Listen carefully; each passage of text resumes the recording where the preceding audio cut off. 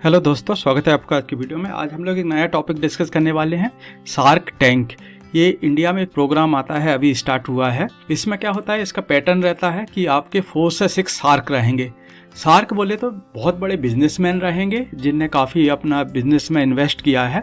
यहाँ पे वो जज की तरह काम करेंगे और आपको ऑफर करेंगे आपको बिजनेस में। वो अपन एग्जाम्पल लेंगे तो और क्लियर होगा। ये विदेशों में काफ़ी समय से चल रहा है, काफ़ी फेमस है। Millions billions of rupees invest किए हैं लोगों ने। तो इसका क्या पैटर्न रहेगा, तो आज का जो अपना टॉपिक है, आज अपन समझेंगे कि इसमें जो मैथमेटिक टर्म यूज होते हैं, बिजनेस रिलेटेड ये लोग टर्म यूज़ करेंगे।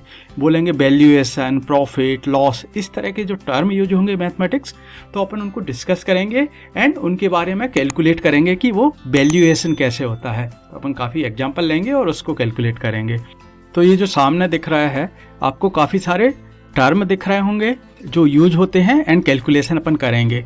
तो इस तरह से काफ़ी सारे टर्म आएंगे। वो बोलेंगे कैपिटल अमाउंट, वैल्यूएशन, जो आपका कंपनी है उसका वैल्यूएशन कैसे कैलकुलेट करेंगे, प्रॉफिट, लॉस, इक्विटी, डेप्ट मीन्स उधार, ग्रॉस मार्जिन कितना रहेगा, percentage, brand, selling stock, partnership. तो इस तरह की काफ़ी टर्म रहेंगे। इसमें आपके काफ़ी वो लोग बोलेंगे B2B, B2C। तो ये क्या रहेंगे, इनको अपन एक एक को लेते हैं एंड डिटेल में अपन समझते हैं। तो ये सारे टर्म समझने से पहले अपन एग्जाम्पल ले लेते हैं। कि जनरली आपने देखा होगा तो एक एग्जाम्पल रहेगा कि कोई भी एक पर्सन वॉक करके आएगा और वो बताएगा उसकी जो कंपनी है उसके पूरे सारे बेनिफिट दिखाएगा एंड उसके बदले में फिर वो बोलेगा कि मुझे कुछ अमाउंट चाहिए। फॉर एग्जाम्पल यहाँ पे बोल रहा है वो, मुझे 50 लाख रुपीज़ चाहिए, लाख रुपीज़ फॉर, वो बोलेगा 10% इक्विटी। ठीक है, ये वो शार्क लोगों से मांगता है कि मुझे 50 लाख चाहिए 10% की इक्विटी में। तो जब तक अपन ये सारी टर्म नहीं समझेंगे, अपने को समझ में नहीं आएगा कि ये 50 लाख क्या है एंड इक्विटी क्या है, डेप्थ क्या है। तो पहले ये समझ लेते हैं, फिर इस एग्जाम्पल को अपन सॉल्व करेंगे। तो सबसे पहला टर्म अपन ने यहाँ पे लिखा हुआ है मेरा कैपिटल अमाउंट। कैपिटल अपने को समझ में ये आ रहा है कि उसकी कुल राशि, मतलब जो जिसका बिजनेस है, जो शार्क टैंक में आया है अपना बिजनेस प्रेजेंट करने, तो उसके पास कितना कैपिटल है। तो जो अमाउंट रहता है टोटल कैपिटल, वो उसका कहलाता है मेरा कैपिटल अमाउंट। अभी वैल्यूएशन की, वैल्यूएशन मतलब क्या होता है कि जो कंपनी है उसका वैल्यूएशन क्या है, मतलब उसका टोटल, उसकी वर्थ कितना है। फॉर एग्जाम्पल यहाँ पे जो पर्सन ए है, मान लीजिए वो बोल रहा है मेरे को 50 लाख चाहिए 10% इक्विटी पे। तो वो 50 लाख किस कैलकुलेशन पे आया कि सबसे पहले उसको उसकी जो कंपनी है उसकी वैल्यू कैलकुलेट करनी पड़ेगी। तो वैल्यू कैलकुलेट करने के लिए क्या रहता है, सिंपल मेरा रहता है कि मेरे को वैल्यू कैलकुलेट करनी है, मतलब जो प्राइस जो मांग रहा है यहाँ पे मेरा कितना है, 50 लाख डिवाइड बाय %। तो मेरा प्राइस कितना मांग रहा है यहाँ पे, 50 लाख रुपीस। तो 50 लाख डिवाइड बाय मेरा कितना %, कितना मांग रहा है वो, 10%। तो अपन क्या निकाल रहे हैं, जो वैल्यूएशन है कंपनी का वो कैलकुलेट कर रहा है कि जो पर्सन ए है वो कैलकुलेट क्या किया है, उसकी वैल्यू, कंपनी की वैल्यू कितनी है। तो क्या होता है मेरा टोटल प्राइस जितना बोला है डिवाइड बाय परसेंटेज। तो 50 लाख डिवाइड बाय 10। तो जो 10% है मतलब क्या है, 10% को क्या करते हैं, जब भी परसेंट निकालना रहता है डिवाइड बाय 100 करते हैं। तो यहाँ पे यदि मैं कैलकुलेट करूँगा तो मेरा 50 लाख डिवाइड बाय 10% का 0.10। यदि इसको सॉल्व करना रहेगा, इसको हटाऊंगा मैं, यहाँ पे क्या कर दूंगा मैं, 100 हो जाएगा। तो यहाँ से एक जीरो कट जाएगा, मतलब जो मेरा अमाउंट था उसमें एक जीरो और ऐड हो जाएगा यहाँ पे। तो मेरा क्या मिल जाएगा यहाँ पे, 5 करोड़ रुपीस। तो जो कंपनी जो ए पर्सन आया है उसके अकॉर्डिंग जो उसका बिजनेस है यहाँ पे, उसकी वैल्यू 5 करोड़ है। तो उसने क्या कैलकुलेट किया है कि जो भी उसका बिजनेस बनाया उसने अभी तक, उसकी वैल्यू क्या है, 5 करोड़। तो जो कंपनी का वैल्यूएशन है ये पर्सन के अकॉर्डिंग ये कितना है, 5 करोड़ है। कि उसकी जो कंपनी की बात है वो 5 करोड़ है। हो सकता है कि आपका जो शार्क रहेंगे वो एग्री ना करेंगे इस पर, क्योंकि वो क्या करेंगे, वो उनके अकॉर्डिंग कैलकुलेट करेंगे। वो काफ़ी सारा क्वेश्चन पूछेंगे कि आपने कितना सेल किया है, कितना प्रॉफिट किया है। तो हो सकता है इस हिसाब से वो बोलेंगे नहीं, 10% इक्विटी नहीं देंगे हम लोग, 20% इक्विटी देंगे। मतलब उनने जो कैलकुलेट किया है, आपने क्या 10% के हिसाब से आप बोल रहे हैं मेरा 5K है, लेकिन जो सार्क है उसके हिसाब से क्या है 20% बोल रहा है। मतलब क्या रहेगा मेरा, यहाँ पे 50 लाख डिवाइड बाय यहाँ पे 20, तो क्या हो जाएगा मेरा, यहाँ पे क्या हो जाएगा मेरा 20, ऊपर 100 जाएगा तो 5 से जाएगा, तो इंस्टेड ऑफ 10 यहाँ पे 5 का मल्टीप्लाई होगा, तो मतलब 2.5 करोड़ के वैल्यूएशन ये मेरा सार्क ने कैलकुलेट किया है। तो वो क्या बोल रहा है 20% पे देने को तैयार है। मतलब जो भी आपका 20% क्या रहेगा, यहाँ पे अपने पास परसेंट भी है, मतलब आपका जो बिजनेस है 100% का, उसमें वो बोल रहा है कि 20% का हिस्सा उसका हो जाएगा, 80% आपका, 20% उसका। जबकि आप क्या बोल रहे थे कि आप जो प्रपोज किया था, आप बोल रहे थे कि मेरे को 10% इक्विटी देना है। अभी इक्विटी क्या होता है, यहाँ पे देखिए अपने पास इक्विटी भी है। अभी इक्विटी और डेप्ट दो तरह की चीज़ें होती है। जो बैंक रहता है, आपने बैंक से लोन लिया, अधिकतर आपने देखा होगा कि लोन लेते हैं कि मैं 50 लाख का मैं लोन ले रहा हूँ बैंक से। तो बैंक क्या करता है, एक आपको कुछ ईयर के लिए देगा। फॉर एग्जाम्पल उसने बोला कि 20 ईयर के लिए 9% का आपको ब्याज देगा। तो क्या होगा, आपको हर साल 50 लाख का 9% के हिसाब से आपको रिटर्न करना पड़ेगा बैंक को। तो ये क्या है, डेप्ट है, मतलब आपका उधार है। तो इसमें आपको बैंक को कोई मतलब नहीं है कि आप 50 लाख की कंपनी, आपने 5 करोड़ की कंपनी है तो आप 500 करोड़ की कंपनी बना लेंगे एक साल में, उसको कोई मतलब नहीं है। लेकिन उसको क्या मिलेगा, सिर्फ आपका जो 9% मंथ आपका जो भी ब्याज रहेगा मंथली, उसके हिसाब से ईयरली या एक सर्टेन टाइम के बाद उसको आपको रिटर्न करना पड़ेगा। तो ये मेरा कहलाता है डेप्ट। दूसरा रहता है मेरा इक्विटी। इक्विटी में क्या है कि मेरे को बैंक इक्विटी नहीं देता है, क्योंकि इसके लिए अपने को सार्क रहेगा या कोई बिजनेसमैन रहेगा। तो सार्क क्या रहेगा, पार्टनरशिप, मतलब आपके जो शेयर रहते हैं, जैसे आपके 100% शेयर आप होल्डर हैं, तो उसके बाद क्या होगा, आपका 10% शेयर आप सार्क को दे देंगे, मतलब उसकी हिस्सेदारी रहेगी। तो यदि वो क्या करेगा, वो आपको मंथली आपसे ब्याज नहीं लेगा, लेकिन जो आपका 500 करोड़ है, जितना भी आपका प्रॉफिट होगा या लॉस होगा, वो उसमें 10% की हिस्सेदारी रहेगी। तो यदि आपने पूरा 500 करोड़ कमाए हैं तो इसमें उसका 10% रहेगा। यदि आपने लॉस किया है तो भी उसका उतना ही % रहेगा। तो ये क्या हो गया, अपना प्रॉफिट हो गया, लॉस हो गया। प्रॉफिट क्या हुआ कि मेरा प्लस हुआ, मैंने 5 से 50 बनाए। लॉस क्या होगा, मेरा माइनस हो जाएगा, 5 के मैंने 2.5 ही हो गए, मेरा लॉस हो गया। तो ये होता है मेरा प्रॉफिट, फायदा, लॉस, नुकसान। इक्विटी अपन ने समझ लिया है, डेप्ट अपन ने समझ लिया है। अभी ग्रॉस मार्जिन, यहाँ पे देखिए काफ़ी सारे सार्क आपको ग्रॉस मार्जिन यूज़ करेंगे। अभी ग्रॉस मार्जिन क्या होता है कि आप एक प्रोडक्ट बना रहे हैं, कि मैंने एक यहाँ पे एक बॉल बनाया है जो मेरे कुकर के लिए है। अभी इसमें मेरा ग्रॉस मार्जिन क्या रहेगा, तो मेरे को हो सकता है ये बॉल बनाने में मुझे 100 रुपीज़ का टोटल बना है, ये मेरी प्राइस इसका क्या है 100 रुपीज़। लेकिन जब मैंने इसको बनाया है तो मुझे क्या 40 रुपीज़ इसको बनाने में मटेरियल में खर्च हुए हैं। तो मेरा इसमें क्या होगा, मेरा 60 रुपीज़ मेरा प्रॉफिट है। तो जो ग्रॉस मार्जिन है, ये खर्च होने के बाद जो बचता है वो मेरा कहलाता है ग्रॉस मार्जिन। तो जैसे 100 का मैं बेच रहा हूँ, लेकिन 40 मेरा उसमें मटेरियल का कॉस्ट लगा है या लेबर कॉस्ट लगा है, और उसके बाद जो मेरा प्रॉफिट बचता है उसको अपन बोलते हैं ग्रॉस मार्जिन। परसेंट अपन ने ये समझाई है कि कोई बैंक लोन देगी 9% या 5%, 6%। ये जो अपने सार्क रहेंगे वो भी क्या कर सकते हैं, आपको कुछ बोल सकते हैं कि मैं आपको 30% जो आपका अमाउंट है वो मैं क्या दूंगा, डेप्ट दूंगा, एज ए उधार दूंगा, एंड जो रिमेनिंग है 70% अमाउंट, उस पर मैं इक्विटी रखूंगा 7%, 10%, इस तरह से वो बोल सकता है।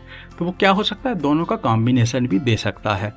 ब्रांड होता है, ब्रांड बनाना क्या होता है, आप जो भी कंपनी रहेंगे, इस तरह की लाखों, आपके पास हजारों कंपनी रहेंगी मार्केट में, लेकिन आपका एक रहेगा, तो वो ब्रांड रहेगा कि ये आपके नाम से है, तो वो क्या कहलाती है, ब्रांड। एंड पार्टनरशिप, हो सकता है ये कंपनी आपने स्टार्ट करी है तो हो सकता है कि आपके कोई पार्टनर रहा, आपका कोई फ्रेंड रहा है, रिलेटिव रहा है, तो एक से ज़्यादा जो पर्सन रहेंगे तो वो मेरे क्या रहेंगे, वो पार्टनर रहेंगे, तो वो कहलाती है मेरी पार्टनरशिप। तो हो सकता है आपका 50-50 का पार्टनरशिप हो कि उसने भी आपके बिजनेस में 50-50 लिया है, या हो सकता है आप ज़्यादा काम करते हो, आपकी ज़्यादा रिस्पॉन्सिबिलिटी है, तो आप 70% के मालिक हो सकते हैं। जो आपका पार्टनर है आप उसको 30% दे रहे हो, तो ये कहलाती है मेरी पार्टनरशिप। तो ये तो अपन एकदम सिंपल जो टर्म यूज होती है वो देखें। अभी इसके अलावा भी काफ़ी सारे सार्क ये टर्म यूज करते हैं, B2B, B2C, C2C, C2B। ये क्या होते हैं इनको अपन समझ लेते हैं। तो ये टर्म क्या होती है, ये भी काफ़ी यूज में करते हैं सारे सार्क कि वो बोलते हैं आपके पास आपका बिजनेस कौन सा है, B2B है, B2C है, क्या है। तो B2B क्या होता है, तो B2B का मतलब होता है business to business, business to. इसका मतलब क्या हुआ, इसका मतलब है कि आप जो भी पार्ट या जो भी आइटम बना रहे हैं वो आप इस तरह से सेल कर रहे हैं बिजनेस टू बिजनेस। मतलब आप डायरेक्ट जो कंज्यूमर है, जो कस्टमर है, उसके पास नहीं जा रहा है। एक फॉर एग्जांपल एक मेरी कार बनाने वाली कंपनी है, इसमें एक इंजन लगता है, तो आप क्या बना रहे हैं, इसका एक इंजन बना रहे हैं एंड इस कार कंपनी को सप्लाई कर रहे हैं। तो ये मेरा एक एग्जांपल हुआ बिजनेस टू बिजनेस। मतलब आपका एक बिजनेस है, एक दूसरी कंपनी का बिजनेस है, आप उसको मटेरियल उसका सप्लाई कर रहे हैं, आप इंजन बना के दे रहे हैं, बाकी आइटम वो बना रहा है। तो आप डायरेक्ट जो है ये कस्टमर के साथ बिजनेस नहीं कर रहे हैं, क्योंकि आप खाली इंजन किसी कस्टमर को या कंज्यूमर को नहीं बेच सकते, वो क्या करेगा इसका। आप किसको बेचेंगे, एक कार बनाने वाली मैन्युफैक्चर कंपनी को। तो ये इस तरह का जो टर्म होता है ये होता है B2B, मतलब बिजनेस टू बिजनेस। आप किसी और बिजनेस के साथ टाइप है एंड उसको आप आइटम बना के दे रहे हैं। इसके अलावा होता है बिजनेस टू B2C। कोई बोलता है कि मेरा B2C बिजनेस है, मतलब क्या होगा, मेरा बिजनेस टू कंज्यूमर। मतलब क्या है, आपका जो बिजनेस है, आप डायरेक्ट आप जो बिजनेस बना रहे हैं वो किसको सेल कर रहे हैं, कंज्यूमर को। तो यहाँ पे देखिए आपको एडवर्टाइज की ज़रूरत नहीं पड़ेगी, क्योंकि आप एक फिक्स मेरी कंपनी के साथ टाई अप है, जो इंजन जिनको लगेंगे आप उनको, तो यहाँ पे लेस आपको एडवर्टाइज लगेगी।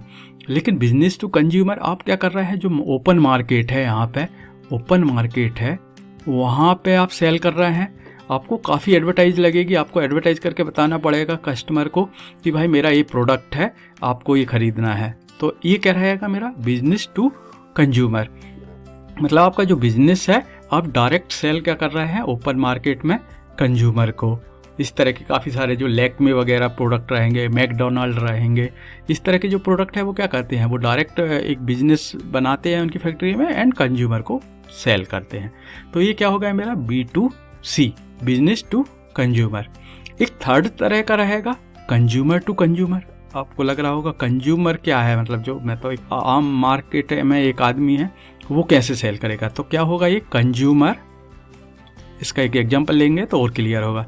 कंज्यूमर टू कंज्यूमर आप क्या कर सकते हैं, क्योंकि आपके पास भी क्या है, आपका सेकेंड हैंड आइटम है, आप कोई भी आइटम है आपको सेल करना है, तो आप काफ़ी जैसे OLX वगैरह रहते हैं, eBay एक कंपनी है जहाँ पे आप सेल कर सकते हैं। तो आप क्या कर सकते हैं, उनका एक प्लेटफॉर्म वो देंगे, आप अपना आइटम यहाँ पे सेल करेंगे, कोई दूसरा कंज्यूमर आएगा वो आपसे सामान खरीदेगा, वो आपके घर से उठा के वो सामान ले जाएगा। ऐसे मार्केट प्लेस वगैरह रहते हैं, तो वो क्या है कंज्यूमर टू कंज्यूमर है, C2C बिजनेस है। मतलब आप उसको ओपन मार्केट में बेच रहे हैं, आप बेच रहे हैं, कोई दूसरा कंज्यूमर, एक कंज्यूमर दूसरे कंज्यूमर को बेच रहा है। सिर्फ एक प्लेटफॉर्म है जहाँ पे आपको उसकी फैसिलिटी ले रहे हैं, लेकिन आप एक कंज्यूमर से दूसरे कंज्यूमर को आइटम सेल कर रहे हैं। थर्ड नंबर का रहता है कंज्यूमर C2V। अभी क्या रहेगा, ये देखिए एकदम क्या है कि कंज्यूमर जो है टू बिजनेस। ये देखिए आपने काफ़ी कम सुना होगा कि मेरा एक ओपन जो कंज्यूमर है वो क्या कर रहा है, आइटम बिजनेस को सेल कर रहा है, कोई कंपनी को कर रहा है। तो इसका सबसे अच्छा एग्जांपल है अमेजॉन बुक। अमेजॉन बुक क्या रहती है, एक अमेजॉन कंपनी है, वहाँ पे आपको हर तरह की बुक्स मिल जाएंगी। लेकिन ये बुक कहाँ से आएंगी, ये बुक्स मार्केट से आएंगी कंज्यूमर के थ्रू। वो यहाँ पे सिर्फ आपको ये प्लेटफॉर्म दे रहा है, यहाँ से आपको सेल कर रहा है। एंड ये क्या है बिजनेस, मतलब जो मेरी दुकान पे मेरी जो बुक हैं वो किसके पास जा रही है, अमेजन पे। जो ऑनलाइन बुक हैं आप अमेजन को पैसे दे रहे हैं, मतलब आपकी जो बुक्स हैं वो सारा कहाँ पे जा रही है, कंज्यूमर टू बिजनेस। इस पर सारे डिस्कस कर लिए। अपना एक लास्ट बचा है B2B2C। अभी देखिए इतना पॉपुलर पहले नहीं था, लेकिन आजकल ये भी काफ़ी फेमस है। क्या होता है B2B2C, मतलब बिजनेस टू कंज्यूमर। ये कैसे काम करता है देखिए, अभी क्या बोल रहा है कि मेरा एक बिजनेस है प्लस बिजनेस है एंड कंज्यूमर को। तो आपने देखा होगा काफ़ी सारे आपके आइटम रहेंगे जहाँ पे एक आपको मिलता है कि एक आइटम आपको फ्री मिलता है। तो यहाँ पे आपकी चाय पत्ती है फॉर एग्जांपल चाय के लिए, तो आपने देखा अधिकतर एक कटोरी मिलेगी आपको, स्पून मिलेगी या रैकेट मिलेंगे। तो ये क्या है, ये भी मेरा एक कंपनी है, एक बिजनेस है, एक टी बनाने वाली कंपनी है। एंड दूसरा जो बिजनेस है वो क्या है, मेरे पास रैकेट बेचने वाली कंपनी है। ये रैकेट को क्या करेगा, वो इसके साथ टाई अप करके इसके साथ फ्री देगा, लेकिन ये वाला जो बिजनेस है इससे खरीदेगा, क्योंकि इसको रैकेट देना है, क्योंकि इसकी सेल बढ़ानी है।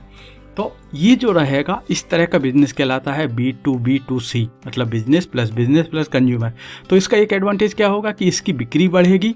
दूसरा, ये जो रैकेट है, इसका रैकेट पहले फेमस नहीं था, क्योंकि टी काफ़ी फेमस है, हर घर में बनती है, तो हर घर में एक फ्री रैकेट मिलेगा। तो इसकी क्या होगी, इसकी एडवर्टाइजमेंट होगी कि जिसको यदि रैकेट खरीदना है तो उसके चाय पत्ती में नहीं मिल रहा है, बाद में ये बंद हो जाएगा ऑफर, लेकिन उसको रैकेट चाहिए रहेगा तो वो ओपन मार्केट से खरीदेगा। तो इस तरह का बिजनेस आजकल काफ़ी फेमस में है। ये आपका जो नया प्रोडक्ट आता है वो जनरली किसी और के साथ फ्री देते हैं एंड देन लेटर उसको इंडिविजुअल वो सेल करती हैं कंपनी। तो इस तरह के तो ये मार्केट टर्म हो गई कि B2B, B2C, C2C। तो ये जो सार्क रहते हैं काफ़ी सारी टर्म ये सारी यूज़ करेंगे आप जब भी प्रोग्राम देखेंगे। तो इस वीडियो के बाद आपको एकदम आसानी से समझ में आएगा कि वो क्या टर्म यूज़ कर रहे हैं एंड उसका मीनिंग क्या है।